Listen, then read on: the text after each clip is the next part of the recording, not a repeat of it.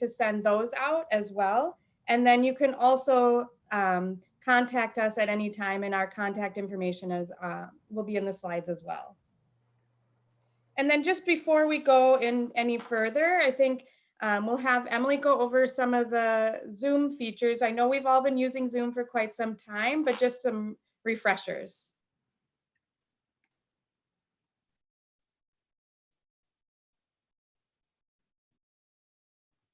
You are on mute. Thank you. Good morning, everyone.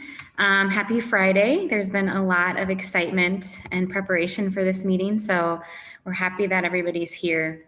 Just a couple reminders, if you haven't been on Zoom, or if Zoom isn't your district's or place of employment's preferred platform, just a couple of things to remind you that if you hover over the bottom or top, depending on your settings, you can see that there is a toolbar at the bottom where you can unmute yourself, stop and start your video, see the chat, etc., and do some reactions. So those are a few things that you can do on your own without any help from anyone else. Next slide. So if you want to do the chat, you would click on the chat in that toolbar, and then in the bottom right-hand corner, you can type a message. Just be careful and aware of typing a message to everyone, or if you want to specifically type to a host or an interpreter or a fellow team member, that's where you would do that. And any files that will be shared will also come through in that chat. You can share a file in that chat function as well. Next slide, please. And then also, if you want to, you cannot view, sometimes when you get the sharing screen, you get this big full screen and you don't really want that. So you can go to the top and view your options, and you can do a full screen, you can hit escape, or you can do a side-by-side gallery. As you can see here, there is options to do side-by-side or up on top as it was in the other screen. Also, if you want to pin an interpreter or the speaker, you would go up to the ellipses, as Alyssa said, hovering over their screen, and you can pin that. And you can actually pin more than one person now. So if there are more than one interpreters, you can pin both of them, and then you don't have to worry about doing it later in between each segment. So with that, I think the next slide is back to Lindsay and Alyssa. So welcome and have a great meeting. Thank you, Emily. All right, so we are going to officially get started, and we are so excited to have our 3 state agency leadership representatives from leadership here today to kick off and say a few words for our ECBC school year. And first up, we have Tom Delaney, who is a supervisor of the Interagency Partnership Unit in our Special Ed Division at Minnesota Department of Education. So Tom Delaney, all right. Yeah, hi everyone, this is Tom Delaney. Good to see so many of you again. Good morning, welcome, and thank you for showing up. Clearly, boy, our ECBC group, we're an amazing group of people, and I'm talking about you as well. Last year, we had a certain idea of how the year was going to go, and then around March, things started getting pretty funky. I remember sitting in my office March 21st and receiving a phone call from the HR office down the hallway, and they said, "You need to leave." And I thought, well, is it that serious? And they said, yeah, we're asking everyone to kind of go home. So I grabbed the things I would need for the next couple of days. Like I said, that was March 21st. I haven't been back since. Our UCBC group kind of went through the same thing with a pretty turbulent onset of our pandemic problems beginning in March. This year is going to be very challenging with the pandemic. And I was looking at 2 ways. Yes, it's going to be very challenging. If we can just maintain the work we're doing, it's a huge victory, right? at the same time, I also think too, you know, if everything's going to become chaotic and kind of opened up, maybe there are going to be new ways to do things, and or maybe we can have an openness to new ways of doing things, because we simply have to find ways to make a progress forward. So I am excited about this year, especially because of you, the people in ECBC, because we attract a certain kind of person, whether you're working in a school district or you're working for VRS or you're working in county disability services. I know every single one of us has a story of how we got into this work, and we attract special people that are creative and man, the challenge is our business. I mean, that's kind of what my fascination is. Give me a tough situation with another human being, and that's what I love to do. So I'm glad you're here to do that this year. And the excitement to me too, I don't know how many of you have ever done like any kind of trying to lose some weight and do some running. And, you know, you go to your first, sometimes those 5K walk, run if you can. Walk is fine. And, you know, it's that feeling at the start of the event, you're standing there, and I think you really have to give yourself credit. Wow, it's just amazing that I'm even here, you know? I mean, how many other people are at home still watching TV or sitting on a couch? But I'm on the start line here for this 5K that I do plan on walking, and I'll be happy if I finish, right? I look at the ECBC the same way. We are on the starting line here again in October, and you should have some elation and good feeling around, wow, it's amazing I'm even here. I've committed to this. I'm going to try to make something happen, you know? I might even try to make this one of the better years, even with the challenges that I've ever had. So I want to invite you to think about yourself that way, and to encourage the people around you kind of on the starting line with you, and the nervous tension of that, and help them to feel good about it too. Because, you know, it could be you that the excitement depends upon, the encouragement depends upon. So we're gonna have a great event today. Again, so good to see all of you, and I better stop talking and hand it over to other folks. Thank you. Thank you, Tom. Next up, we're going to do a little rearranging a little. If next up we could have Dee Torgerson go, our director with Deed and VRS. Hello, everyone. Hello, ECBC. Good morning.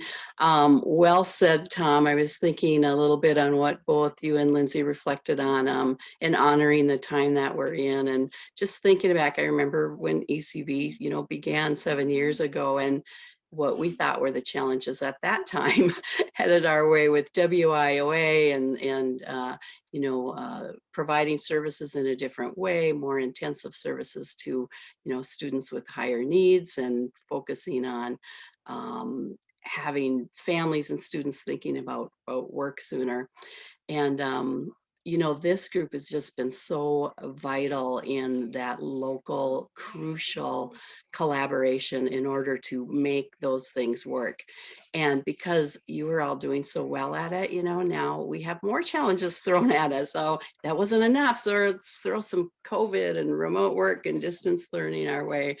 I have no doubt that you all will come up with some great ways to move forward in these challenging times as well. And I've been out meeting with the different VRS teams, and I've just been so happy to hear about some of the successes people are having in terms of working with students and working with their schools, and coordinating with DHS and counties, and the engagement of families has increased. So despite all of the challenges, there have been some really positive and good things that have been happening as well. So so thank you everyone for all of your work, and looking forward to this next year, and what VRS can provide to everybody and in this work, especially in terms of helping to fill the gaps with some of our pre-employment transition services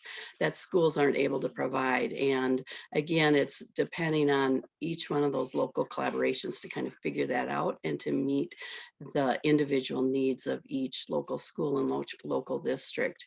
And then working together, like what we really need from this collaboration is figuring out the best way to get those referrals and how to connect with the students, especially as we said during this unique time we're in with distance learning and remote learning and hybrid and every mix of all of those and probably changing. We know what's at our doorstep right now. We don't know what's around the corner.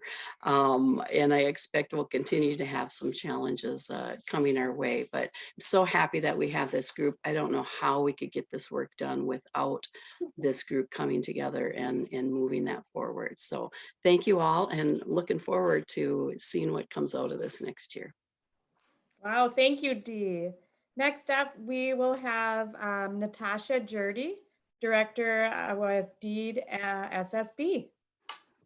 Good morning, everyone. So I am the Director of State Services for the Blind. And first, I just wanted to thank you for including SSB in the ECBC. SSB is a fairly new addition to this team, and I myself am still learning all of the great things that you all have been doing and working together on. And we're incredibly excited to be able to contribute to this group. Given what is happening here in Minnesota with COVID, as Tom and Dee and others have said, collaboration between VRS, SSB, school districts, and counties and lead agencies is even more critical. Because vision loss is a low incident group, you may not have yet had an opportunity to engage with our amazing, if I do say so myself, amazing SSB team. But SSB is here to support students who are blind, visually impaired, or deafblind, including those who also have additional disabilities. As Sheila Koenig will be sharing later on today, we provide very similar services to VRS, including pre-employment transition services. And we also provide extensive adjustment to blindness training so that our students and youth have the skills they need to go on to employment. So how we can best work together, well, please continue to keep sending those referrals for students who do have a vision loss or who are blind or deafblind onto SSB so that we can collaborate together to serve those students as close to age 14 as possible. So again, thank you all for including SSB. I'm looking forward to us being a part of this team from here on out, and really excited to see what's gonna come for this very unique school year.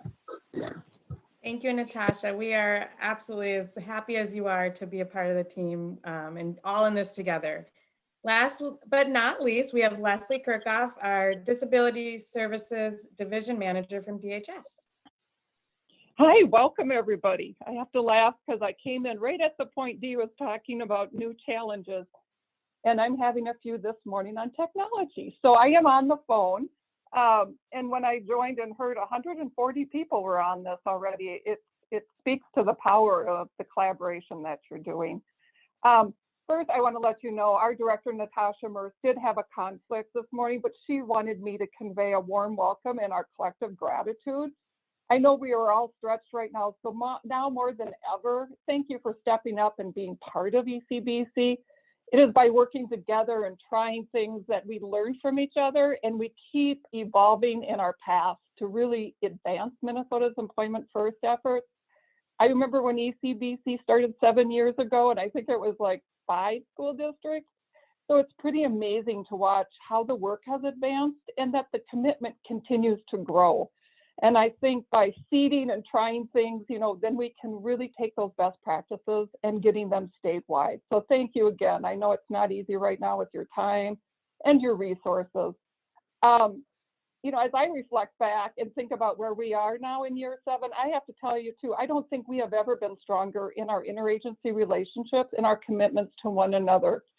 And it's really about how do we make these things work better for people, their experiences that they feel more supported, and that they feel ready to build a fulfilling career when they leave school. And you guys are the linchpins in all of that. You help us learn about ways that we can help advance that. So thank you again. And I look forward to what comes out of this new year.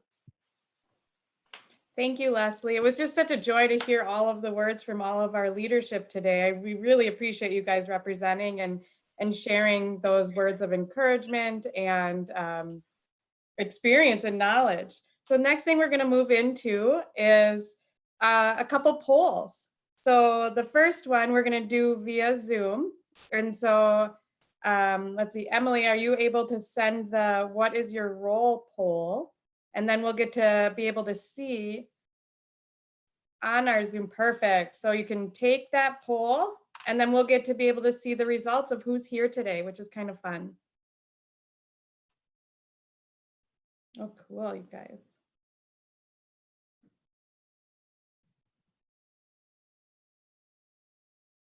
And then we also get to see what our collaboration looks like as well, which is exciting.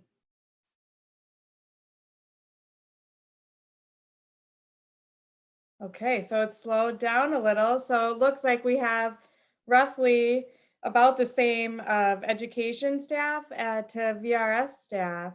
And then we have county representation and any other representation too, which is exciting because maybe we could have different community partnerships that you are involved in. I'm gonna stop this one. Okay, the next part we want to do, so we do want your engagement, right? So we want to activate that chat piece. So if you could, in the chat, type in what is the funniest moment you have had while working from home, because I know we've all had our fair share. So we could just put those in the chat and see those come through.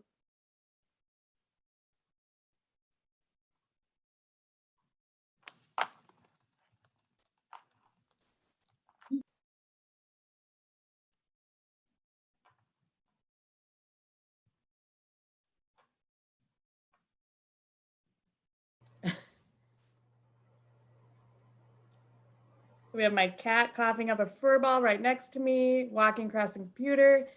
Oh, wow. Oh, these are fast. I can't even read them. Oh, when my 1-year bounced a ball off of my head. Sun's scaring me while on Zoom. Bees coming into my room. I believe we were in that meeting maybe. Children and dogs in the Zoom meeting. Yes. Oh, wow. My husband walked across. Oh, so just, as they're coming through, I hope this brings a smile to your face. Like I can see some of us smiling. Your cat liked a necklace during the meeting. Oh, those cats. I'm not a cat lover, but I do appreciate cats. It's just, we're all in this together, right? We're all going through these unbelievable moments that you cannot make up. Right? We're all experiencing them. So just to bring a little bit of light to our environment that we're in right now and have grace, right? We're going to be in this together. We want to support you in this work together and also laugh and think, oh my goodness, this is definitely one for the books and we are doing this and we're going to keep moving forward. So just a little bit of funny to bring out what we're dealing with right now, and we've got this. So thank you guys for sharing. So next we're going to get into our overview of ECBC and go through some of the things that we're going to do today. And like many of our leadership said today, this is year 7. And I do want to identify that we have a lot of new community teams on today. And so we want to define a little bit more of what ECBC is. There was a great question in the chat of what's ECBC? So ECBC is Employment Capacity Building Cohort. And we are beginning our year 7. And that collaboration, like Leslie pointed out, is better than we've ever had. We've always had that collaboration, but it's so strong. And so ECBC began stemming from the Minnesota Olmsted Plan Initiative. And that initiative originally focusing on our students with the developmental cognitive delay category, disability category, and gaining competitive integrated employment. So meaning those individuals with that disability category historically have not had the opportunity and access to gain competitive integrated employment. And so and the original focus was on students with that disability category. Now, fast forward to year 7, we heard from you guys all of the strategies and resources that have been shared or that you guys have used over the years applies to all of our students with all disabilities. So this year, our plan is to focus on gaining competitive integrated employment, say that one 10 times fast, for all students ages 18 through 21 in transition programming, including those with the DCD disability category. One thing we want to point out is, yes, we are increasing the age from 19 to 18 through 21. The 18-year-olds, we want to make sure the 18-year-olds are only the 18-year-olds in transition programming. So not our 18-year-olds who are in high school. And if you have questions about that, please feel free to put those in the chat. All right, so then we want to cover our community teams. So as many of us know, our ECBC community teams are really a network of teams that are including, at a minimum, individuals from school, VRS, SSB, and county partnerships, and any other community partnerships that are involved in your team. And by you guys joining ECBC community teams, we're saying that we're committed to a multi-year continuous improvement process. So it might look different from year to year, or it might look very similar. And teams will meet monthly to go over that process and their progress and problem solve. And then we as state leadership are also available to help in that troubleshooting, technical assistance, resources. And then when we come together as a greater team, sharing those insights on what works, what doesn't work, in serving our students with disabilities and improving our overall system. So building that capacity in our community teams. And so next, we would like to introduce one of our community teams, District 622, North St. Paul, Maplewood, Oakdale. And they are going to share how the team process works from their perspective, and a great example. And from here, I'll hand it over to Heather Kosick, the supervisor at one of their programs in their district, along with the team. Yeah, well, thank you for the welcome, Lindsay. Like Lindsay said, I'm the transition program supervisor at the Next Step program, which is the North St. Paul Maplewood Oakdale School District, or ISD 622. Is a lot easier than the whole thing to say. And we wanted to share with you a little bit about how our partnership works with thinking through the customized employment process that we've been working on the last few years. And our team mostly, I would say that partnership is comprised of the work coordinators at my program. So that's Pam Nelson and Megan Nishi. I don't know if Pam and Megan can give a wave. They're both around here. And then around here, like we're in the same place, but we're not. Actually, Megan and I are in the same building. That's true. And then Gina Shanky. So Gina Shanky is our voc rehab counselor that works with us, hands-on, boots on the ground, I guess I would say, in a typical year. And we've been working through some of those differences this year, obviously, as well. So that's probably those are our main core people who are working together. And so I also wanted to talk a little bit about how that works. So, and let's see, we have, go back one slide if you can, Alyssa. So one of the things that we have done and had throughout the years is this strong partnership with VR. And Jennifer Germain is the regional area manager. And she is the person who kind of is helpful in my perspective as supervisor to supervisor, like how can we work within parameters of what we need to do. So with Gina's work here in the program and any of the contracts that she sets out with community providers, we have been able to provide some really, I think, great customized employment options for our students, and we're working toward doing more of that this year. All right, let's go on to the next slide. You might wonder a little bit how our partnership works with county case managers and county involvement. And right now, I'd say that that's one area that we're continuing to work on in improving that integration of that partnership. The few things that we like to do at our transition program, just to make sure our students are set up for when they are earning their diploma and leaving our program, is we have kind of that tight timeline in the last year of their transition. And so this outlines essentially kind of the steps that we take in working with the county on each student's individual program, including our efforts toward customized employment. So just kind of in the fall, we want to make sure that we verify what funding that student has, so the team knows what we're working with. So when VR services are no longer able to continue providing funding and we need to look to long-term supports, we need to know that that funding's available. Otherwise, all of our efforts will have been for naught. So we want to make sure that we really tie that up together.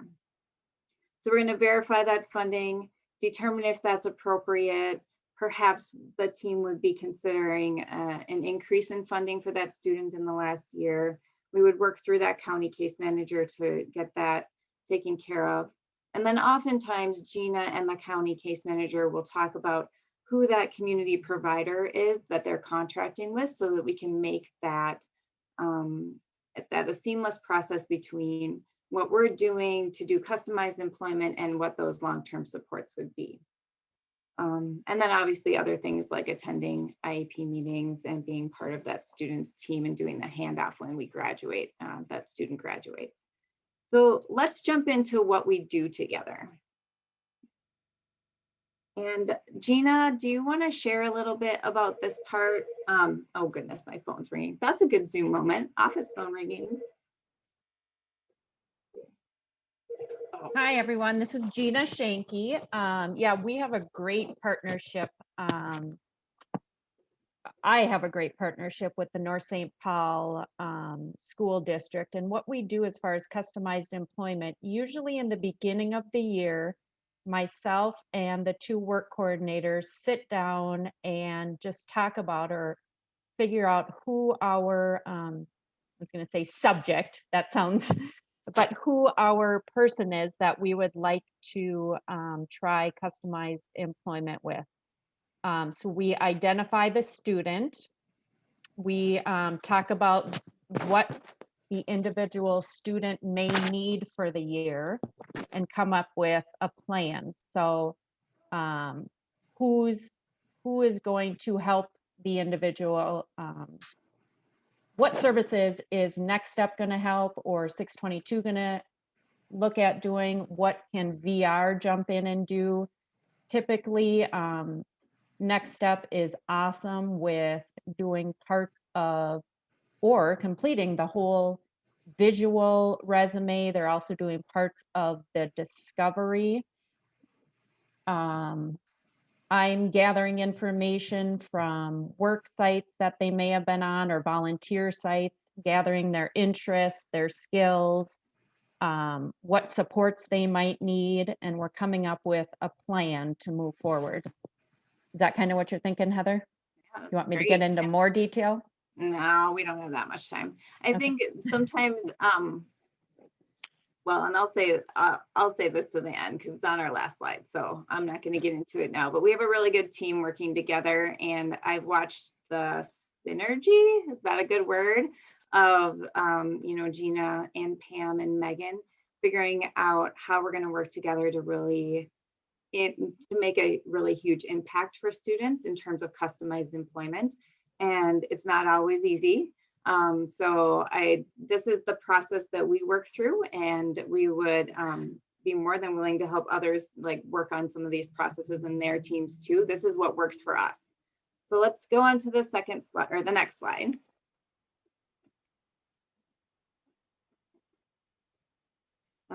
So when we think back in kind of the bigger scope or timeline, what we're looking at, and some of this includes goals that we're working toward, is having high school work coordinators gather information for those students so that when they're coming into program, we're not starting kind of at ground zero. And so once we're able to do that, we would start, gathering those bits and pieces of that individualized information on the student. What kind of interest do they have? And looking at the things that they enjoy doing or things that bring them joy, and getting that information from different sources in order to tailor work sites and their experiences when they're with us in our work experience, or in our transition program through our work experience coordinators, trying to tailor those experiences to be hands-on and within their interest area. It also is very helpful, and you've probably found this out in your teams, that sometimes having a student have a really bad experience with a work site is very valuable information as well. And it helps the team to eliminate something that perhaps the student was counting on as being their plan A. Because we always talk about what's plan B, or how can we work through that together when things don't happen. Next slide. Let's see. So where does it all take place? And we've alluded to this before probably, and I know there are some newer members to our team. So this customized employment process takes place in many different settings. As human beings, we are not just workers, right? We have a home life, we have a social life, which is stunted maybe because of COVID, but nonetheless, we have connections with other people. And so do our students, or at least we hope that they will, right?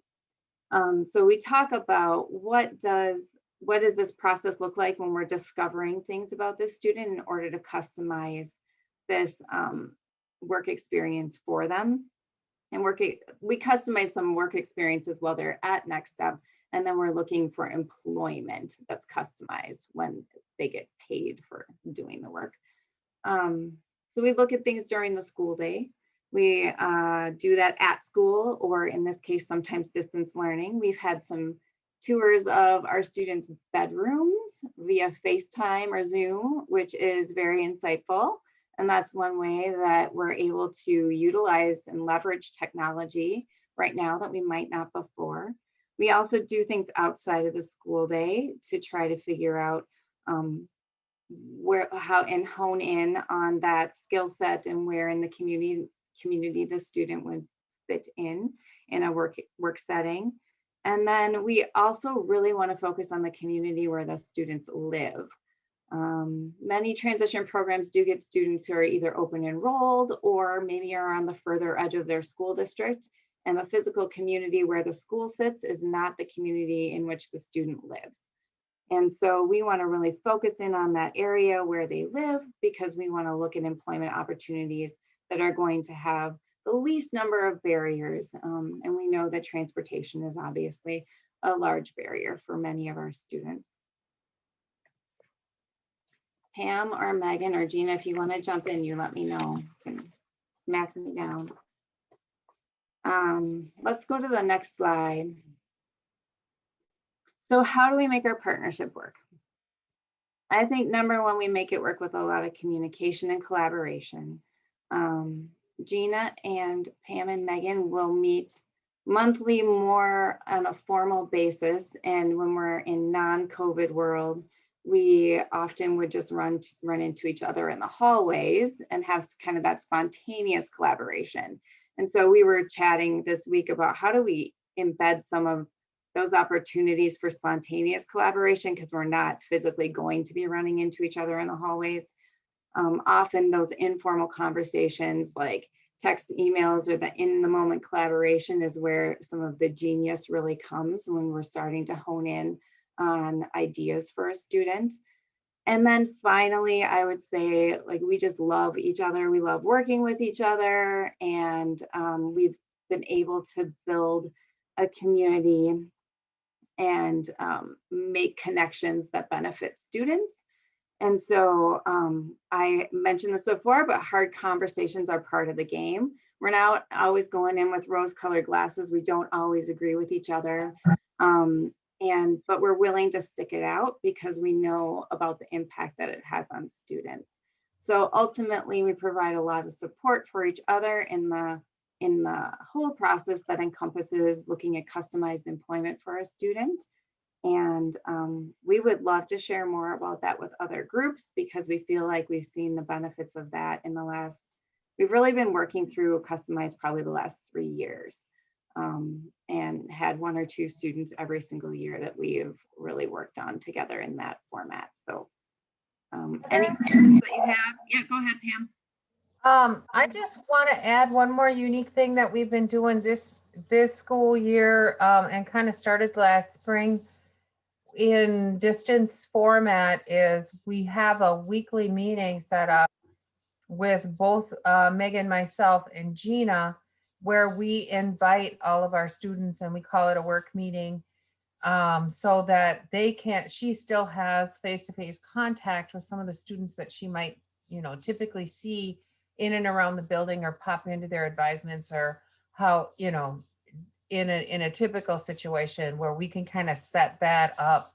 and then talk about work things or talk about interesting opportunities that are going on, or just really trying to connect in a virtual way, but regularly with students, and really making it a part of their week too, so that they know that they have direct support with us regularly, if something comes up in their work, or if they need more information in a certain area, or they lose a job or unemployment or whatever it happens to be, they've got us at the ready.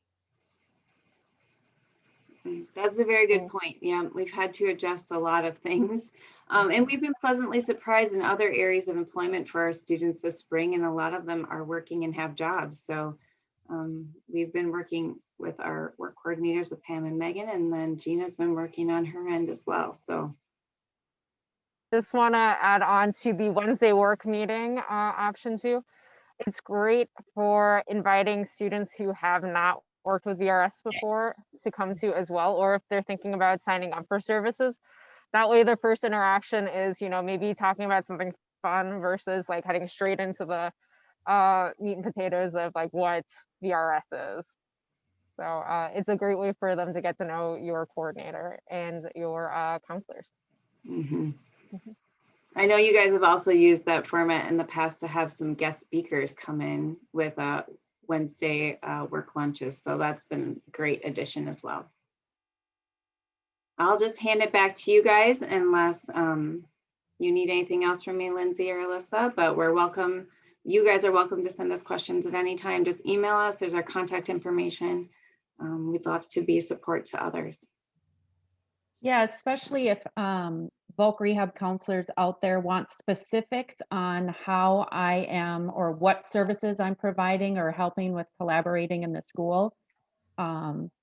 Just for example, I can think of, some of the themes testing or work experiences. I'd love to give examples of how it's worked for some of our students too. I know we don't have a lot of time here, but reach out to me as well, and I can share some of those ideas.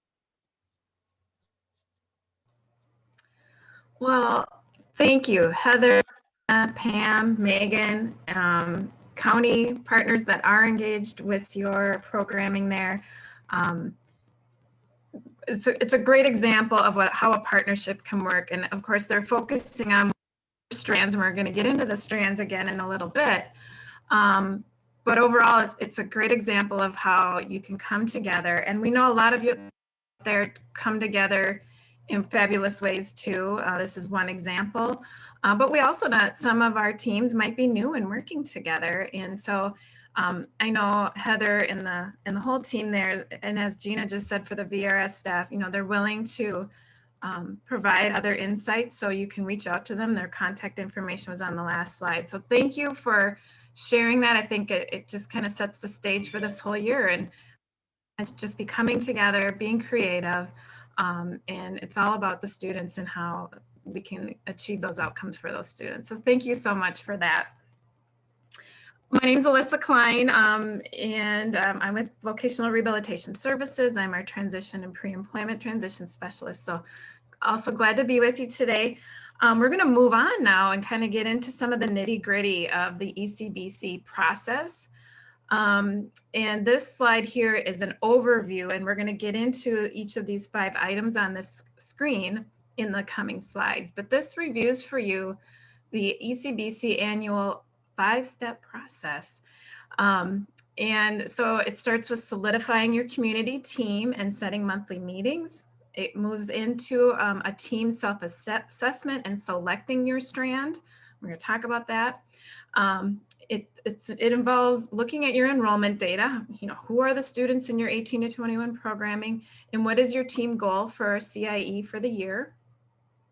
It's about tracking student data, and we're going to review with you the student tracker, and then tracking progress together through your action plan. And also what we have this year is a milestone spreadsheet where you'll be tracking your progress there as well. So we're going to go through all of this with you. Before we do, just want to remind you, all of the materials are saved on the ECBC SharePoint site. Hopefully you've all been able to get in there. If not, here's the link again. And if you don't have the PowerPoint, you probably don't have this link. So make sure you reach out to us if you still need access to the materials. We know that some of our district and county staff can have difficulties at times due to firewalls and technology issues. So if you have trouble getting in, Lindsay is the expert on getting into SharePoint. And so you can contact her and she can help you with troubleshooting. I am going to go real quickly now to the SharePoint site. Oh, I hate you when you're sharing, the top of the screen doesn't let you show the top of the screen.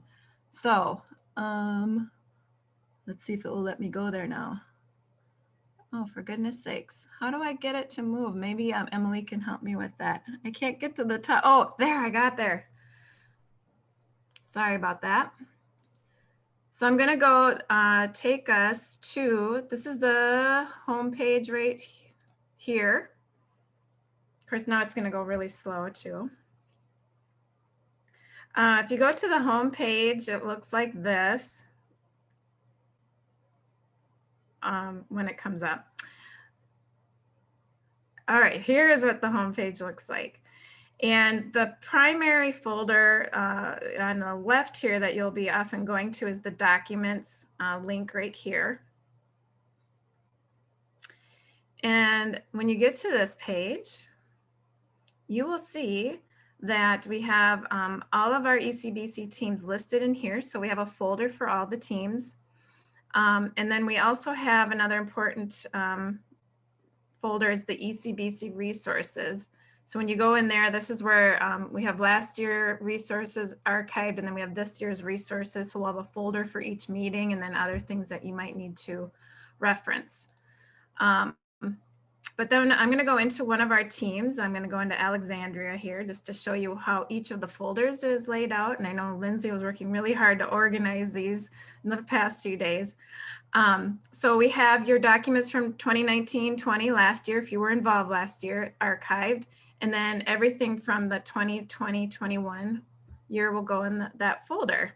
And each of you will have, what we're really excited about this year is a team workbook. So now, rather than having all these different documents that you're tracking, everything is in one lovely document. And it's an Excel document. And you'll see at the bottom, there are tabs for each of the sections of ECBC tracking and planning. And the first one that I need to share with you is the solidifying, we're going to talk about solidifying the community team. And so the first tab you'll want to complete is who's on your community team. Listing the folks that are on your team, what's their contact info, making sure that you identify who your team lead is. And then also you'll be setting monthly meeting dates and times. So making sure you have that listed in that tab too. And so we'll come back to this as we're going through some other items here today. I'm going to take us back to the PowerPoint. And we're going to just talk a little bit more about solidifying that community team. Again, we've talked about the three kind of mandatory members are education, VR, and or SSB, and then the county. And so I'm going to hand it over to Lindsay, who's going to say a few more words about education being on your team. Perfect. Thank you, Alyssa. So a couple of items we just want to point out is on your team, making sure administration is involved. To what capacity is going to obviously depend on your team. And all of our plates are full, right? But we just want to make sure there's an awareness and whatever level of involvement is great. And then other possible team members would be, of course, administration, work coordinators, case managers, social workers, school nurse, and any others that would be involved in that IEP process. Or are there partnerships in that school that are really going to know and have that rapport and relationship with the students? I'll pass it back to you, Alyssa. Yes, and then for the VR side of the things, VRS and SSB, we provide the same services. We're under the same funding. So as was said earlier, we're so excited to have SSB join us now this year because we want to make sure we have outreach to students who are blind, deafblind, or low vision. But making sure that those counselors that are assigned to your school and that are working with your students are a part of your ECBC team. It's important for their manager to be at least, they might not be able to attend every meeting, but that they're engaged at some level to know what's going on. I know Heather mentioned Jennifer Germain, who's our manager of our North St. Paul VR team. And then also another option to consider with the VR team is every team has a placement staff person. And it's an option to talk about with the counselors and with the team if it makes sense, depending on your planning as a team. Sometimes those folks can help bring more information about employers and business outreach, et cetera, to the table. So now I'm going to hand it over to Carrie Jacober from DHS, who's going to talk a little bit more about the county partnership. Hey everyone, good morning. Carrie Jacober here, Department of Human Services, Disability Services. Yes, just wanted to talk about team members as it relates to counties. So if you have more than one county within your district, your charter school or co-op, we're suggesting that you work with all these counties to figure out what a plan is. Counties all are a bit different, so it's important to engage them and kind of talk through what is your plan, and is there at least one county rep that can be at your meeting to help teams understand county services, as well as to help you connect with other counties. Yeah, it's ideal if all counties could be involved, but if possible, but you can always start with one county rep and then kind of move forward as your team progresses through this year. So for those who are located in our two largest counties, we've listed the folks here on the slide who have agreed to be the kind of point person for ECBC. And so they're the folks that you can get assistance from in those counties. But for sure, if you need assistance or have any issues, let us know and we'll help you get county connections.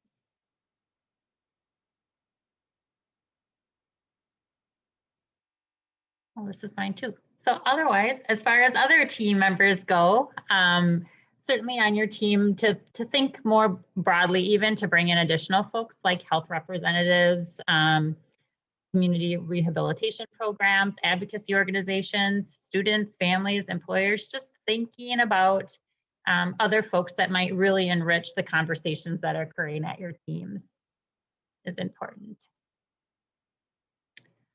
So now we are going to continue on the topic of solidifying your teams. We also want to hear from 3 subject matter experts. So we're really excited. Being that we are expanding the focus to all youth with disabilities, 18 to 21 transition programming, we asked Sheila from the State Services from the Blind, Elsie from VRS to talk about engaging students, and VRS staff from 2 of our low incident disability categories. And lastly, we have Wendy from the Minnesota Department of Health, who has joined the ECBC team to help us consider how health can be embedded in our work. So let's start with Sheila, who is here from State Services of the Blind, for the Blind.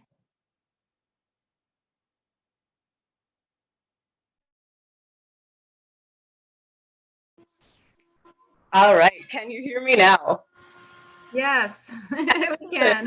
It is so wonderful to be here, and this is such a great team to be a part of. Thank you to everyone out there who is you're giving your time during tough times to help all of our kids with disabilities move forward. So thank you so much.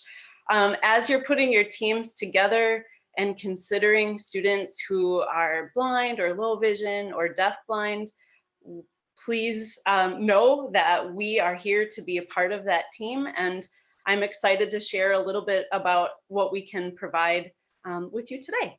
So next slide.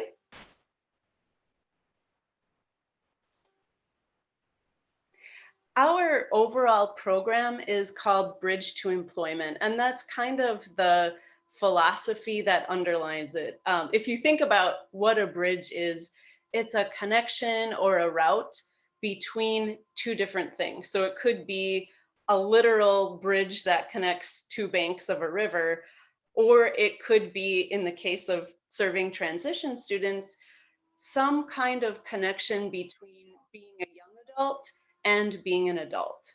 So the goal of our Bridge program is to really make sure that students have the programs, the services, the skills that they need as they move into whatever's next for them after high school. Next slide. So because we're a state agency and state agencies love acronyms, our Bridge program works as an acronym in addition to a metaphor. So the B is basic skills. And I'm just going to step back for a second and say, these are things that we believe that all students with a vision loss need in order to be successful after high school. And I actually think that these things apply to all students with disabilities too. So basic skills are those academic skills, but then they're the additional skills that students might need to really be successful with a vision loss. So how are they accessing print? How are they using assistive technology? What are they doing for orientation and mobility and independent living? Those are really critical skills for them. The R is role models.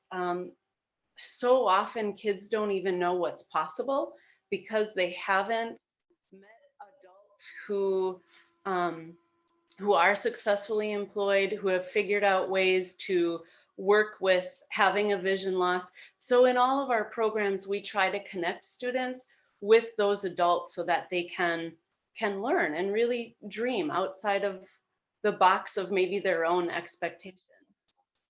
The I is initiative. Initiative, when we think about that, we're looking at just kind of a willingness to step up, lean into things that are uncomfortable. It's confidence, it's growth mindset. And again, we want students to be able to embrace that because we know that employers want to hire people who show initiative rather than people that just kind of sit around and wait to be told what to do next. So we want to help students develop that. The D is discovery. So it might be college tours, it might be interest inventories. Again, just looking at what is all there. The G in Bridge is goal setting. The most important part of that is that the student is at the center and the student really understands that they have the power to direct the direction of their lives. And then the E is experiences. So it might be volunteer experiences, job shadows, being active in school clubs and organizations. And again, just really learning from experiencing. And next slide. So Dee Torkelson earlier mentioned pre-employment transition services. If you think of Bridge as like the philosophy behind our program, these pre-et services are the way that we actually can deliver them. So the core areas, and I'm sure that you've heard about all of these lots of times before: job exploration counseling, work-based learning experiences, post-secondary opportunities, workplace readiness training, and instruction in self-advocacy. So those are just the categories that we use to make sure that we're meeting our federal regulations and providing those services. So then specifically, some of the things that SSB can offer, we have both year-round and transition and summer programs for transition students. These are programs that supplement what's being done in the school. They are all over the state, and now there are some that are operating virtually and some that are operating in person as well. Really a way to connect students with learning those skills. We have both job shadow and college shadow opportunities. So these are happening virtually right now. We are connecting students with either people in job settings or college settings to be able to learn about what those things are like. We have lots of different programs. One that we had recently is called Blind and Socially Savvy, which teaches etiquette and how you approach that with a vision loss. And then we also can help students find either volunteer experiences or work experiences. I feel like I'm going so fast, and I know that this, if you have questions, I hope you reach out. So a lending library, we have a technology lending library in addition to some other tech assessments that we provide so that students can borrow a piece of assistive technology to see if it's something that works for them. And it's kind of a great way to learn about what kind of tools will be helpful. Partnerships with schools, we are happy to come in and talk with students one-on-one or classes. Here, I think, is where we can really dream big as well in terms of collaborations. If there's some specific topic, maybe it's bringing in the role models, or maybe it's looking at, how do you disclose vision loss on a resume? We are happy to come in and work with you on whatever topic you might need. And then we have our communication center, and you can get, for students can learn how to access Braille, audio, and e-text, and that is actually available to students K-12. So that's just a really, really quick overview. Again, as you're thinking about your teams and putting them together, consider students with a vision loss, and please invite us to be with you on this journey too. Thank you so much, Sheila. I think it's so nice to have that overview and know that SSB is at the table, and that we want to be looking, if you have students that could be served by SSB, we want to make sure we have SSB at your table too. So, all right, well, we are going to take a short break because we know that that's important.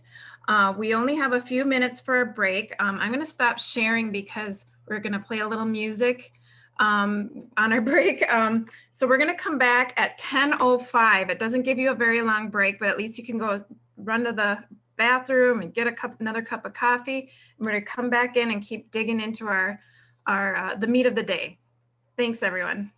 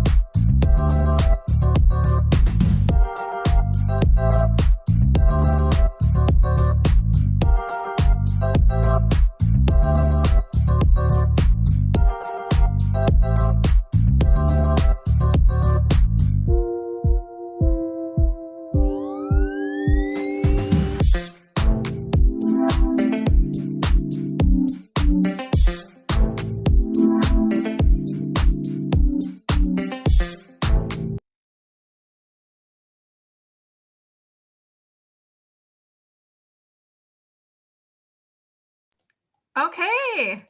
Well, hopefully that was enough time to get a quick little break there. We're going to go right back into the programming here so we can get through everything that we need to get through. I'm going to share my screen again. Get us back to our slides. So next, who we want to hear from is Elise Knopf. She is our manager for our VRS Deaf and Hard of Hearing team. And she's going to talk a little bit about engaging students who are deaf or hard of hearing, as well as engaging VRS Deaf Hard of Hearing staff. So I'll hand it over to Elise, who will be speaking through an interpreter too.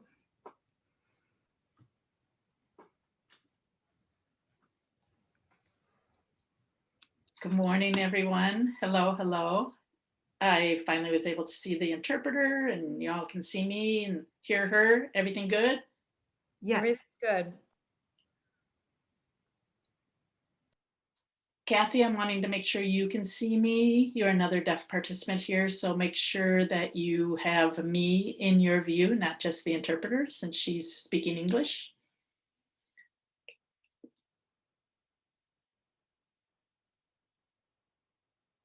Not seeing anything from Kathy.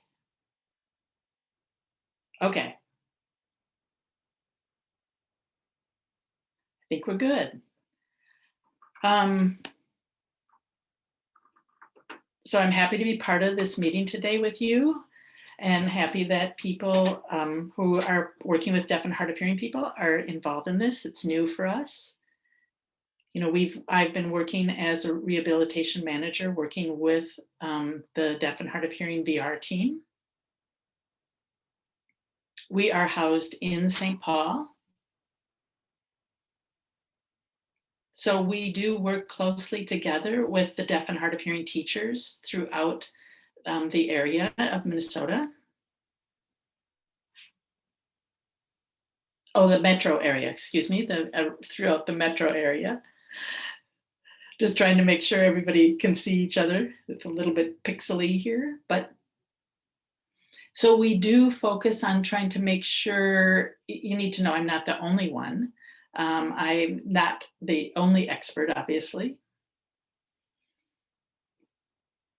We do have a large group of people who are supporting the deaf and hard of hearing students throughout the area.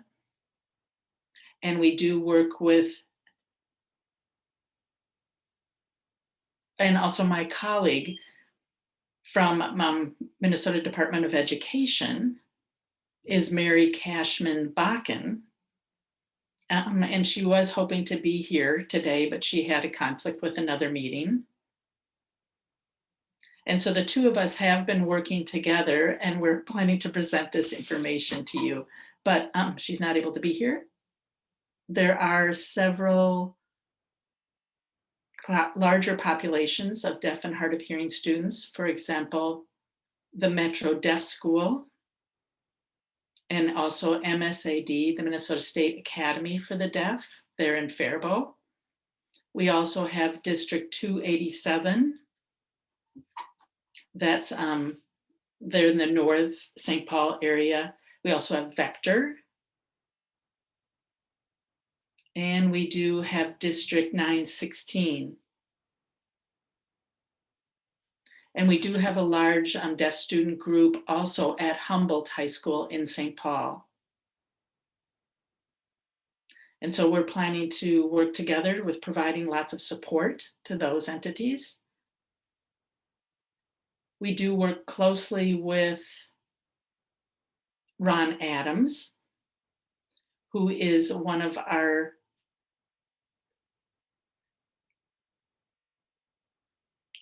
business engagement specialists. And Ron is one of those people who can be super creative and working with these various students. And remember, the deaf people are a low incidence population, deaf and hard of hearing, and the hard of hearing population is a little bit larger. But last year, the state legislature report which is required again by law from Minnesota Department of Ed in regard to the deaf and hard of hearing students. They reported that there was about 2,500 students who are deaf or hard of hearing in the K-12 settings throughout the state of Minnesota. So 2,500 students in K-12 totally. So if we just think about those students who are over age 14, we probably have about 400 only.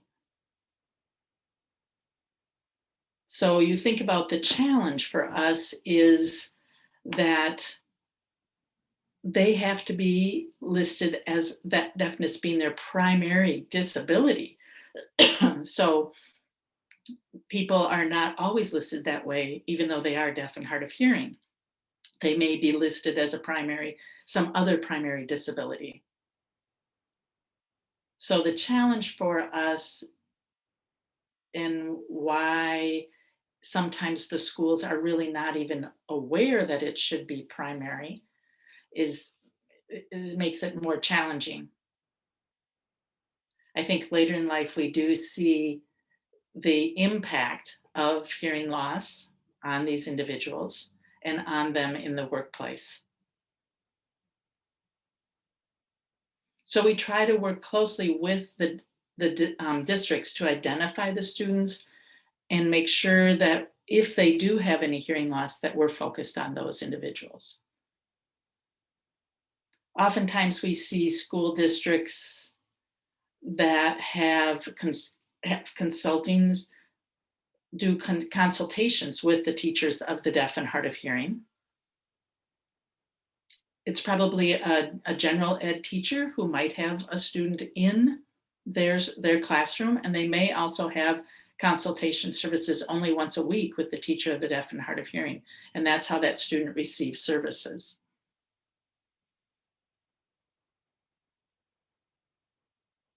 And that's always enough knowledge then that that individual has about the impact of hearing loss. Let me see, let me look at my notes, see if I've missed anything. I think typically we see deaf and hard of hearing students that are underserved.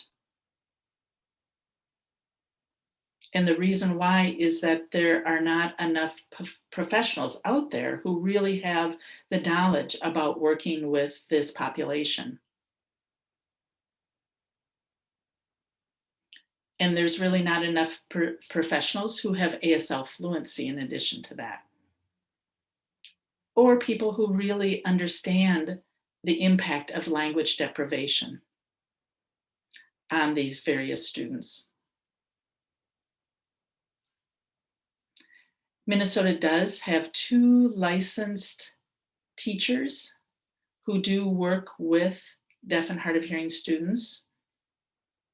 One of the licenses is a teacher of the deaf and hard of hearing. And there is also another license that is a teacher of oral languages. So that teacher would typically not be fluent in ASL. They would work with students who use spoken language and auditory reception of language for their communication. So those are 2, not 2 individuals, but 2 various licensures that are available.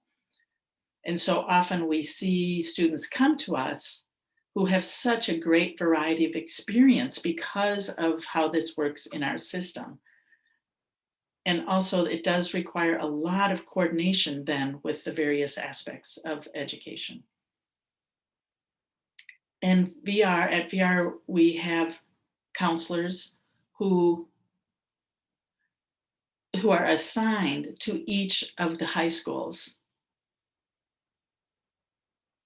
Now, they don't always have VR counselors then who know a lot about deaf and hard of hearing students. So that's why oftentimes what we see is we have consultants who come to us, to our team in St. Paul for consultation then on that. And then we are available to work with any of the school districts, any of the teachers, anybody who has a student who is deaf and hard of hearing and needs that additional support. And in particular about deaf and hard of hearing students, we need to think about reasonable accommodations, which are run across the board. As you can tell, no deaf and hard of hearing person is exactly the same as the other. We obviously can have interpreters who provide sign language. Some people use something called cued speech. They'd have interpreters for that. Some people use captioning.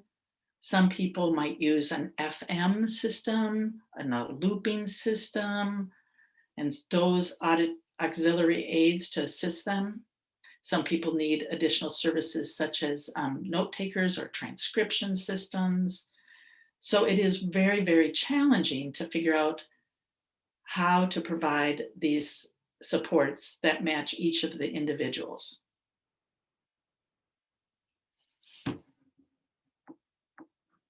So we are wanting very much to work with you anytime. We're available really anytime to provide the kind of support you need and figure out what is best for those deaf and hard of hearing students. And we recognize that job opportunities also can be very challenging because sometimes businesses don't understand what they might need and what needs to happen within a workplace and how to work that out.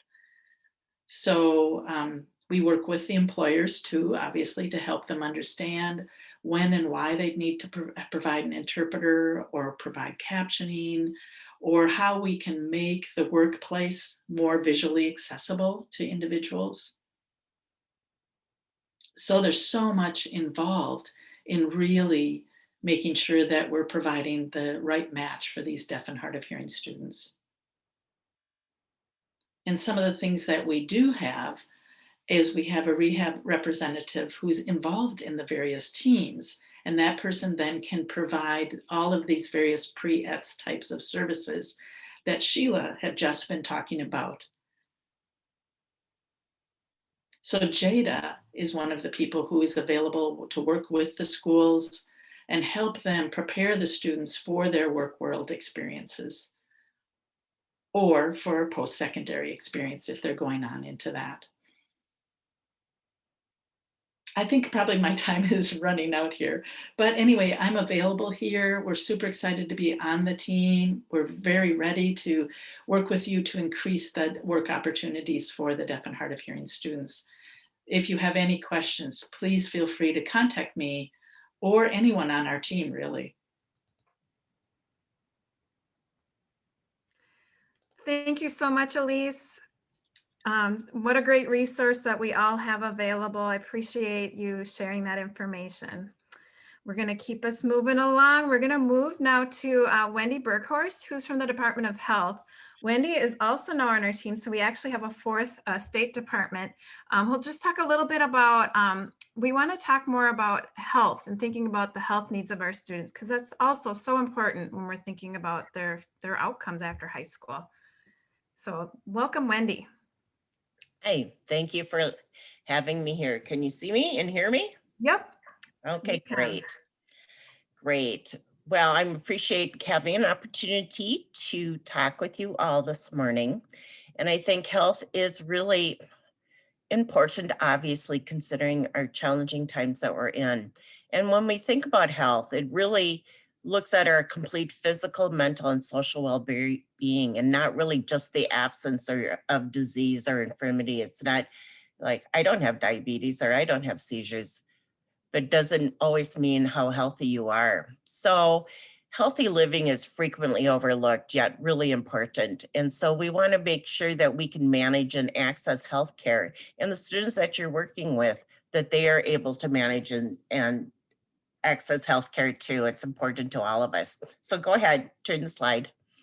So when we think about good health, what does that mean to you? Oh, she went right into my second part of this. So, you know, it's really, we need good health to be successful. And think about how I cannot be the public health person without having my little, let's mitigate the risk of COVID. It's a very challenging time. I really have a lot of respect and reverence for the work that you're doing in this time. And just think about how our lives have changed and really the quality of life. So I just had to include this slide just because I know all of you probably, probably preaching to the choir here, but it's just, we all have a role to mitigate the risks of COVID. And I wanted to take this opportunity for us to just think about what the curveball of health has put on, wreaked havoc in our lives.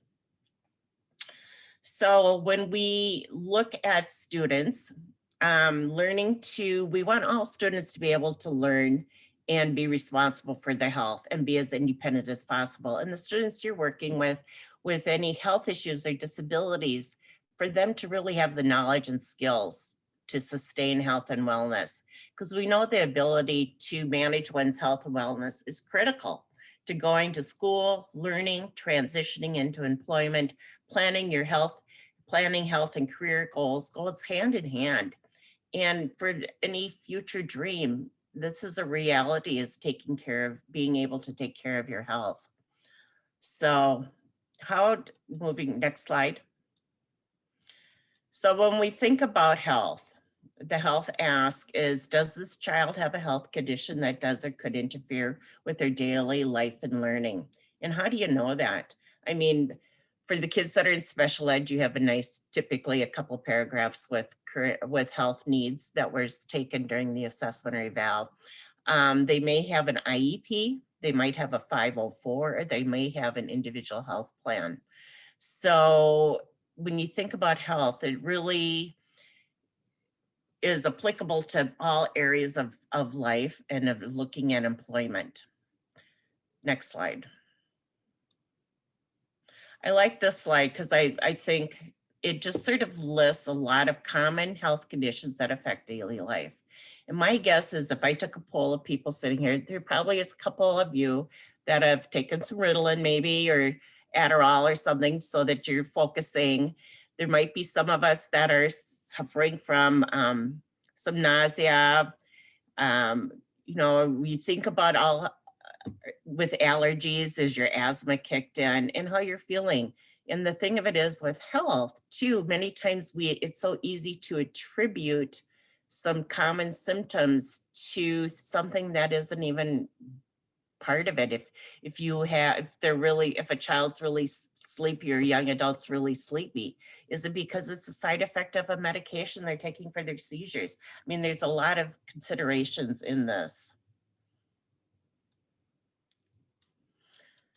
Next slide. So how do you get to know what a child's health history information is relevant? As you start your school year, do you have current health status and health information history? Do you know who their primary care provider is? Do they have any chronic or urgent health conditions? Are they taking any medication? I put vision and hearing screening results, or even just vision and hearing status, I think would be appropriate, or the glasses and everything. What's the current more relevant information here? Have they had any significant illnesses or hospitalizations this last year? Any reports or health, sports, physical reports, or anything for you to think about or look at in any attendance review results? Because these all really will impact your ability. So when you think about school health services, you probably, for the IEP people, you know how to access that, my guess is. And if you have a lot of school nurses, there may only be a couple in a school district, and then you have your unlicensed assistant personnel. But it's really critical that someone within your team has current contact information. And if there's any updates to children's medical health status or current medical and treatments. And the thing of it is too, if the child has some diagnoses and is getting care, is reaching out to the primary care provider or a specialist too, if there's anything that you need to consider. Next slide. So how do you get to know how can you integrate health? There are a couple of tools that I wanted just to bring to your attention. Transitioning to adult care takes independence, self-advocacy, and preparation. And the school nurse is busy managing, present conditions, COVID, chronic conditions, doing public policy, supporting things. So it's really, part of it is who's going to take the time to do a transition readiness health assessment. there is a website called gottransition.org. Here, there's a 7-survey online questionnaire that students could fill out, and it sort of says, you know, do you know who your doctor is? Do you know if your doctor sees adults, or is it just a pediatrician? Do you know how to get your medicine refilled? Do you know what your insurance card is? So there's a lot of different questions that it looks at, and it could be a way to incorporate information into your planning. The next slide. Here's a tool that just came out in the last 6 months or so. And it's a tool specifically for the IEP team to gather information and plan, looking at healthcare readiness. Because when kids turn 18, it means something significant for their health. And it means that they have decisions. They're supposed to be making the decisions. And so part of it is, how can they have the skills and know what they need to share and how to do it and with whom. And what is that? Then you've got confidentiality, because all of a sudden they have to give their parents permission to advocate and support them. So it's a nice tool that you could look at to give that lens within. So next slide. So when you think about health, knowledge, and skills for kids, I mean, it's looking at what is their own health care and how can they manage it, how to talk about their health care, how to talk with their healthcare providers and ask questions. But also probably in the work that you're doing is, how are they gonna, if they have a health condition, how does it impact their ability for education or for employment? Do they have to check their blood sugar? Do they have a seizure disorder and they have to make, do they have an alert bracelet on, which I would assume they would by this time of their life. But anyways, but what to do in an emergency? How much do you share? What do you say? What do you do? So and are they prepared in that situation? So just to know that you can look at IEP annual goals, you could have them look more about their health, medical needs, disability. How are they going to find a big issue for kids that have a lot of specialists that are sort of more medically complex, is finding adult providers that will be available, that they could develop a rapport and see. Because really, when you think about going to adult healthcare, a critical part is being able to manage it, to make your appointments, to articulate what you need, to understand your meds, what are your side effects. There's a lot of different choices and decisions, and none of us do any of these in isolation. We talk to our friends, we talk to our providers, we talk to other people, but it's becoming more confident in developing the self-advocacy skills. So the next is just, I included from the assessment tool that it was a couple slides back, some sample goals that you could look at to incorporate into the work that you're doing. And here are the resources. So we've got some information on the MDH website, gottransition.org. There are a lot of tools and medical apps and different things that can be used to help people also monitor their health and list their specialists and set alarms to take medicine. So finally, I just want to say that I challenge you, encourage you to pay some attention to health as you work with your students and help them plan their ongoing life, and know that it really can change for all of us. And if good health really does equal good quality of life. So thank you for the time. And if you want to hear more, please let Alyssa or Lindsay know. Thank you, Wendy. It's just so important, right, for us to all be aware of all of the needs and support that our students should benefit from, right? Because we as adults benefit from a lot of these supports. So thank you for providing that today. You're so welcome. Next, we are going to go into, we're going to pull up the workbook and we're going to look at specifically, we're going to go through the tabs and walk you through. So again, when you go into the SharePoint site, and I do want to thank everybody who's asking questions about the SharePoint site, please just email me and I'm happy to help you and walk you through whether it's getting access or where things are in there. So you're going to go into your community teams folder, the 2020-2021 folder within there, and then you're going to look at that self-assessment tab.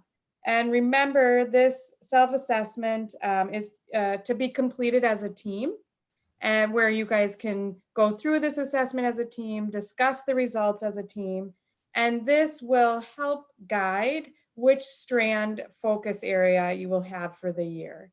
And so if you, at the top of the self-assessment, I can't see the top, but there's a, oh, I'm sorry. So you're gonna see, you'll see it's like a 0 is not in place. 1 is partially participating. I can't see the screen. I'm so sorry. Can you hear me? I can hear you now. I don't know where it is on this. I don't know. Okay, perfect. And then 3 is in place. And then you'll see with, excuse me, 2 is fully implemented. And then you'll see where it's like L is low priority, M medium, H high. Super easy, self-explanatory. Go through as a team and rate it, because the idea going through that with as a team is you're having everybody's lens, right? So I'm going to come in with a different lens than Alyssa's going to come in with, and us together we're going to have a really good self-assessment and accurate. Yeah, and then after you're completed, then you're going to talk about which strand you're going to choose of the 4, and we're going to talk about the strands next. But this is where you enter in which strand you select as a team at the top. And I will just note while I'm pulling up the PowerPoint again that some of you have entered into ECBC because of customized employment. And so you somewhat have already chosen, but I think it's still good to go through the assessment and talk through it to make sure that's really where your team wants to be. Yeah, and also maybe it'll give you insight of where you want to go after you've gone through 1 year of customized employment. Is that where you want to continue? So you'll see your medium priority too. Okay, so like Alyssa said, we're going to go into the 4 strands, and we're going to hear from each strand leaders to give a short overview. But as you can see, we have high quality transition programming, family engagement, business engagement, and embedding customized employment. So the first one is myself and Sue Banokin. Hi. And so we are high quality transition programming, and really, how do we help you put that meaning behind the IEP while having fun, right? How do we take that content and put it together in that person-centered approach and work together as a team? And where does that content belong? All while smiling, because really, I don't know, I feel like you guys, I'm preaching to the choir, but I feel like if we look at that IEP as just a document, it isn't fun. But if we look at that IEP as really, this is helpful to this student, helpful to whoever is supporting this student, and how do we really make that student-centered, family-centered, really coming all together to accomplish that plan? Sue, I feel like you were going to chime in. No, I was just waiting, but I would underscore what Lindsay said. The IEP document itself can be a rather frustrating experience when you're worried about compliance. But we want to flip that switch a little bit and say, yeah, there's some compliance elements, but it actually is helpful for the student, for the family, for everybody involved, because it's a planning document and it has your goals and objectives and all the things that you want to really make real for a student and a family. That it's a living document. So it's a living document. Fun. Yeah, we should have fun because it is a positive experience. I don't know if anybody can have as much fun as Lindsay can on stuff, but but I'm real excited to try to see if we can flip the switch, and particularly some areas that trying to embed some person-centered practices into the IEP process just to make it better, to be able to figure out how to do your interagency coordination where you document some of that stuff so that becomes a real work plan for students and your partners. All right, we will pass it off to family engagement. Hi there. I'll tell you a little bit about the family engagement strand. You know, engaging families is always important, but now so more than ever. And it's really critical for employment success. So in this strand, we will help youth with disabilities and their families develop an employment vision to think about what they need to do, know, identify and find, develop supports, and take steps to live their best life. So how will we do that? We'll do that by working together to help youth and their families develop an employment vision by looking at different materials and tools on the Disability Hub website, in DB 101 or Disability Benefits 101, and utilizing Charting the Life Course framework and tools for planning. So this strand is important because I really think it helps us raise expectations and have more meaningful conversations with youth and their families. It will really, these tools create a real common language across our agencies that is really helpful for families. It helps teams to think about what are common experiences, questions, and concerns that families might have and to address some of their fears. So we will work in this strand with districts to pilot efforts to engage families. So we will be using these tools kind of on the slide here to pilot different efforts, and we will look at embedding them into kind of a current existing practice. So it's not something separate, something that will really level up and enhance what's already happening. Within that, we will look for ways to kind of evaluate. And since we're piloting, we'll figure out what went well and where we learned. And just really excited to just really introduce and some of these tools and really find ways that districts can pilot these engagement activities. Ryan, do you have anything to add? Ryan Mertz is my team member on family engagement.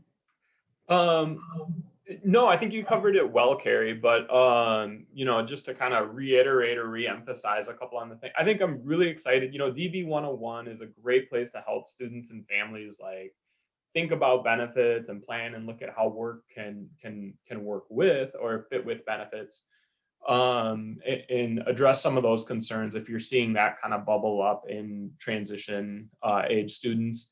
And then also, like Carrie was saying, those Charting the Life Course tools, I think, are really powerful in helping families and students create that vision and share that vision. And it's something that can carry over not just as they're transitioning out, but maybe it can be a resource during IEP meetings or something that they can bring and help think like, hey, here's what we've got and here's what we've done. So I think these are really, they can be really useful tools in empowering families and people in bringing their voice and being able to share their vision. So it'll be a great strand and be excited to have you join us. So thanks, Carrie. Thank you. So next we have, I think it's Michelle Shomaleski on today. I don't think Amanda Jensen-Stahl is on, but Michelle's going to talk about business engagement. Hey, good morning, everyone. It's really great to see everyone together again and, you know, doing our very best to move forward during these challenging times. Amanda is not able to join us this morning, but Amanda and I will be supporting the business engagement learning strand this year. We will be focusing again on preparing students and staff to engage with business. We're really excited. We've put sort of the finishing touches on our placement 101 training. that will be offered in November and December. During the Placement 101 training, we'll be working on preparing the students, disclosing disability to employers, working with the businesses to create an inclusive work environment, supporting the students and the business to be sure that the job or the work experience is a good fit for that students.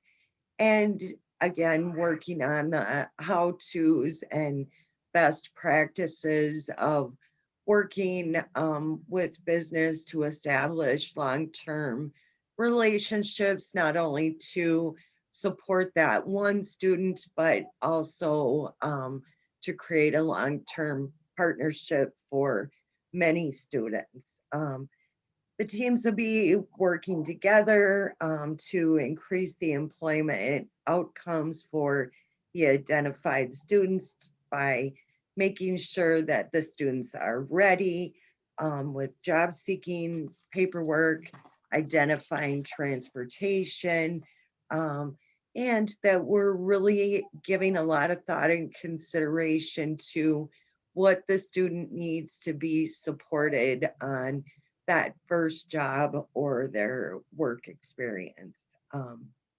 Our goals this year will be working with businesses to increase the students' work-based learning opportunities based on that individual students' interests and their skills.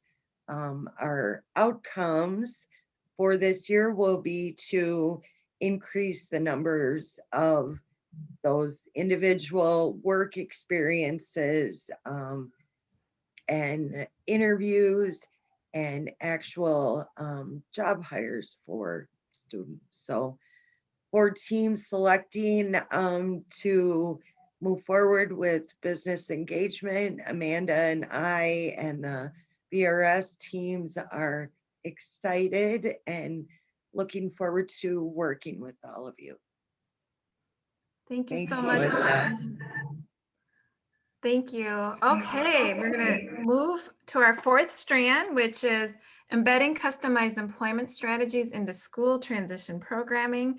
And we have Margie Webb, who's going to say a few words about our fourth and final strand. Good morning, everyone. I'm Margie Webb, one of the customized employment specialists for VRS. Josh Dean, my colleague and counterpart, is the other customized employment specialist. We have been working for about the last 6 months really closely with Pam Nelson, who we heard from earlier from District 622. Pam is a very seasoned work coordinator, and Pam took our full 6-day Minnesota CE training last fall, was really interested and said, we've got to get this into schools. And so we took our 6-day Minnesota CE training and pared that down into how could we present this to educators in meaningful ways that would help them move the process forward. And so it became a 3-day training. And then with COVID, we broke it down into 6 half-day sessions. And so sessions 1 through 4 focus on the discovery process. Sessions 5 and 6 cover the job development process.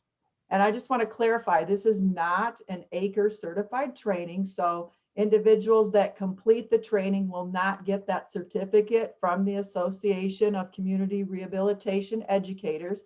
However, we have worked really closely to provide the steps, the tip sheets, resources, and support to help educators and their teams through each step of the discovery process.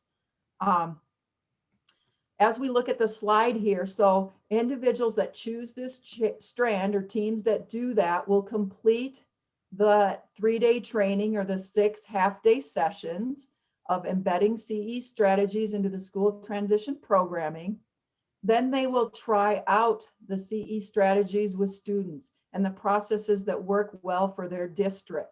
And we know everyone is overwhelmed. It's a really busy time. But if there are aspects that you can incorporate or when you can, that's great. It will help everyone. Then at our monthly ECBC meetings, we're going to be sharing what worked, what didn't work. And as we heard from District 622 this morning, they have a pretty comprehensive plan about how they're embedding customized employment strategies in their district. And they're kind of paving the way to help other districts come along with that at everyone's own pace. And then finally, you'll receive technical assistance and additional resources from CE professionals. And the bottom line is we need your help. When WIOA rolled out in 2016, Minnesota had more individuals working in sub-minimum wage per capita than any other state in the nation. And we knew we had a lot of work to do. We've brought in customized employment training. We're training providers. We still need help. We need more resources to provide the service. But we do know, it's an evidence-based practice and that it helps individuals who have those most significant impacts of disability achieve community integrated employment. So we're super excited that there was so much interest and that we have all of you to work with. We'll be there for support, but we thank you for your willingness to move customized employment ahead in Minnesota. We know that it helps students, it helps your school district, it helps our communities and our state as a whole. So super excited to move forward. If there's further interest, we'll be perhaps starting some additional classes for those of you who missed it. We rolled out sessions 1 and 2 in August. We're doing 3 and 4 this month in October, and we'll be determining some dates to finish up with sessions 5 and 6. So thanks again for everyone's interest, and we will look forward to working with so many of you. Thank you so much, Margie. And just as a reminder to everybody, when we sent out the reminder for this meeting, in the ECBC resources folder on the ECBC SharePoint site, you will find the 4 one-pagers that give you a little more detail about each of these strands. And certainly contact us as you're working within this next month to get your plans in place and selecting a strand to reach out to any of those that spoke today, or well, yeah, anyone that spoke today. Okay, so we're going to keep us going here. Step 3 in moving forward between October and November is to enter enrollment data into your workbook and to create a team employment goal. So I'm going to go back to the workbook. Lindsay showed us the self-assessment tab, and now I'm going to show you the, my captioning is down there. Okay. The enrollment data, and this is where you will enter in who do you have, how many students in 18 to 21 programming within your school or your school district or your co-op, whoever's in your team, how many students do you have in the different disability categories. We would have given you the child count data from the state, but as many of you probably realize, that's collected once a year. And so the data that we have from the state is from last year. So it wouldn't have been as helpful for you this year. So we ask that you ask your leadership in your district, your school, for that data. You may have trouble getting it by age. Don't worry about it. Enter what you can. You could just enter the total. But you'll see we have all 13 disability categories. And so this first line is how many students are enrolled.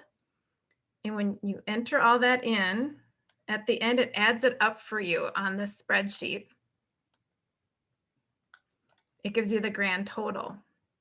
And then the line underneath is for you as a team to create a goal. Once you know how many students you have, and you can look at the data and look at it within each disability category and discuss how many students do we think we can help get into competitive integrated employment this year.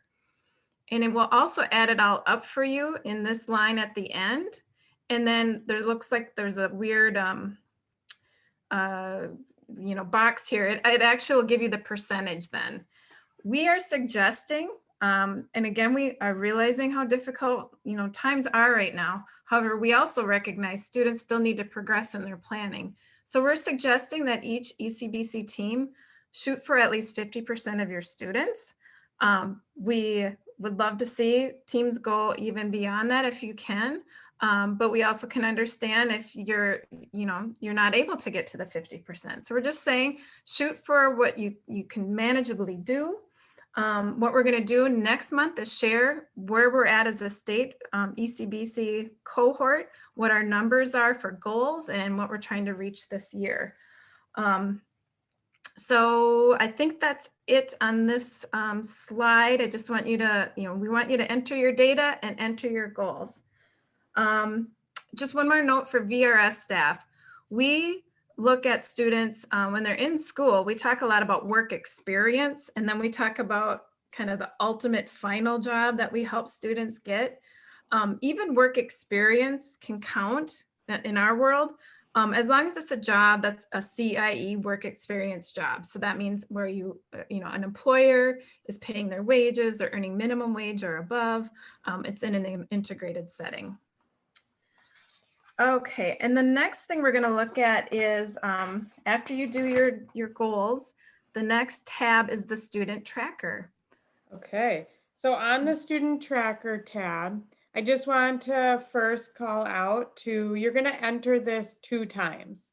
So up top, you're going to enter where it says progress to date. You'll enter there. And then you're also going to click on this link, which will just bring you to this survey, which is literally 3 questions.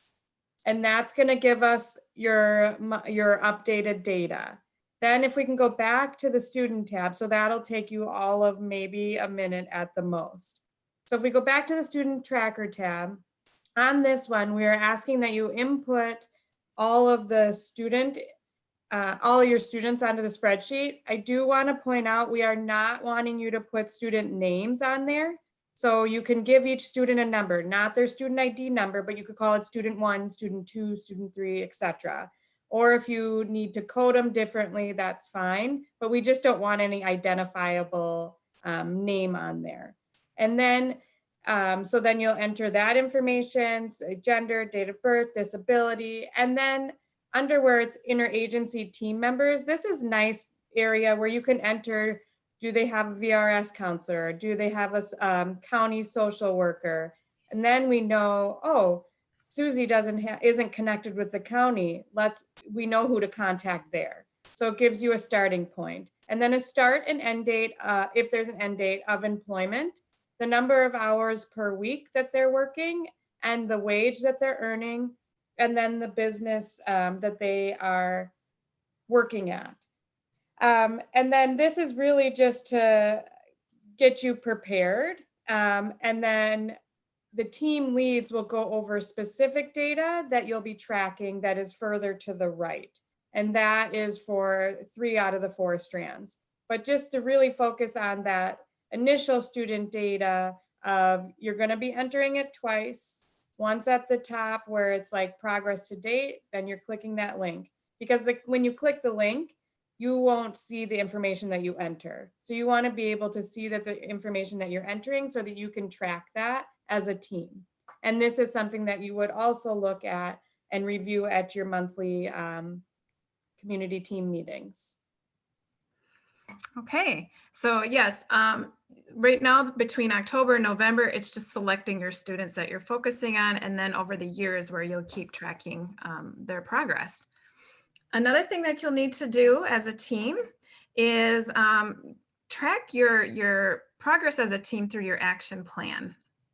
And so we actually have an example in here. This is also from the customized employment strand that walks you through like how this works for the action plan. So with the action plan, you'll want to be identifying your goals as a team for helping students enter CIE. And you'll also want to be entering information on your goals within your strand and what you want to be working on. So this example, again, is from CE. Maybe as a team, you would be saying, we want to begin embedding home visits into school transition programming. And then you as a team might say, hey, we want to do home visits with students 1, 2, and 3 this next month. You enter in who on your team is going to be working on that. You're going to have a timeline. This is the date we want to have it done. And then it's important to be documenting what are our team learnings or results based on those students that we're working with, But also in column F, what is our team and results about the process? What worked, what didn't? That will help us going forward, but also that we might want to share with other teams going forward. The action plan really helps you log what you're doing every month. And again, you'll want to review that every month. The last piece on here is milestone progress monitoring. In order to also help all of us move forward in ECBC, we're asking you to set your baseline for where you're at with all the goals that we've talked about today for ECBC. So we have it split by your community team and what you're going to be working on this year. And then we have it split out by strand. So you'll only enter the milestone tracking for whichever strand you end up choosing. But we ask you between October and November to complete this. Either 0, you haven't started, 1, you're in progress, or 2, you've achieved. You'll probably have a lot of zeros, and that's okay because it's baseline and you'll get to see your progress over the year. So here it says beginning of the year, fall 2020 baseline. Complete the milestones, and then in the middle of the year, we'll all be reminded to complete it again to see how much progress you've made with these ECBC goals. All right, so I'm going to get us back to the PowerPoint. While you're doing that, Alyssa, I would say that there's a really nice feature of that milestone that you get a visual graph at the end when you finish it. So it's a nice tool. Yes. All right. So we're going to be wrapping up. I think Carrie's going to take us through final slides here. Yes. So our time together is coming to an end today. So a lot of information, but we're going to go ahead and wrap up. So here are kind of the next steps moving forward. Here, so as we talked about the different steps 1 through 5, you will work on steps 1. You will work on completing them by November 4th. Also, we are available to help you. If you need help, please reach out. We are holding office hours, and the ones on the screen here are the office hours for October. So what you'll do is email Alyssa Klein, her email is on the screen there, and request a slot that works best for you. Either Alyssa or Lindsay will send you out a confirmation with a 30-minute Zoom meeting time for that call. So please reach out to us for office hours as you're kind of working through these steps. Also, here are the dates for the remaining ECBC meetings for this school year. What's important to know too is that every person should pre-register for each meeting and select the strand that your team has chosen. So that way you can be put in the correct breakout session for those meetings. So we've got some questions in the chat. We're really running close on time today, so I think we will probably answer them in the chat, or you are free to email us or connect with us in office hours. And yeah, I think that's kind of bringing us pretty close to our time, so we really appreciate it. Any closing words, Lindsay, Alyssa? Yeah, I was just going to say, we just really appreciate everybody being here. We know that this is 2 hours out of your day in such a critical time. And if you have questions, please don't hesitate to reach out. We are always available. And a huge shout out to our ECBC steering committee that we meet with on a regular basis, who are really helpful and critical to our process and planning. And again, we'll stay on for a few minutes if you guys have other questions. Otherwise, we understand you are on time constraints. Please don't hesitate to ask any further questions. So thank you. Alyssa, I don't know. I'll say one other thing. We did record today, so we will send out that recording. And because we didn't have time to answer questions, we'll go through the chat. We will type up a Q&A, but feel free to email us and we can include that in the Q&A. So we'll try to get that out within the next few days. Thank you, everybody. Thank you.